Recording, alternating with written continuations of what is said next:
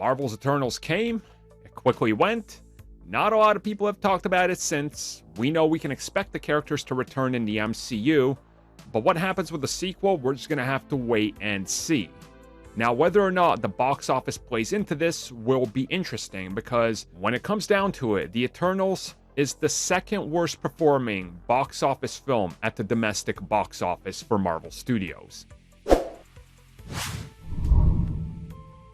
So when it comes to the worldwide box office, quite obviously Eternals passed a pretty good number that it had set in front of it, which was 400 million. That was kind of what people were looking at during, the pandemic era and everything like that, with the new IP and everything. People were saying 400 million is optimistically where it's probably going to end up. It ended up doing just over that with 402 million, which honestly is what it is, right? Clearly the reception from critics and fans was mixed. That probably contributed to it. Overall, though, when you look at the bigger picture, it is rather interesting that this film domestically is, well, if you count for inflation, it's the lowest earning domestically, but realistically, it's the second lowest. It comes in right after The Incredible Hulk, which, honestly, it's one of those things that's a mixed bag. The Incredible Hulk has always had a fan base. That film, though, wasn't marketed very well at all. It actually got buried in marketing due to fallout between the actor, the studio, and the director, and, so many different factors. And it came out in 2008 in a completely different time.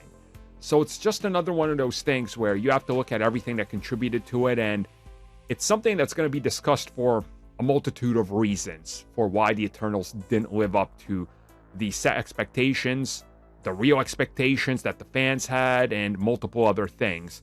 And I think a major factor in it will always be the reviews and the backlash going into the film.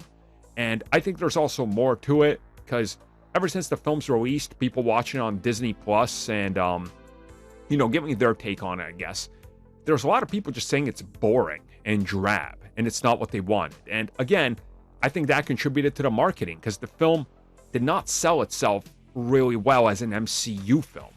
It was marketed differently, and I think people want MCU films, and they don't want, things that are trying not to be MCU films, if that makes sense, right?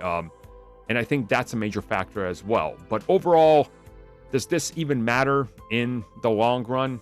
Probably not. Probably doesn't at all.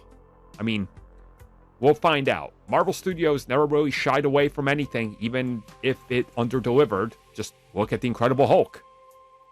That's still playing out. Storylines from that thing are still playing out 12, 13 years out. So the Eternals will be back. They're fine.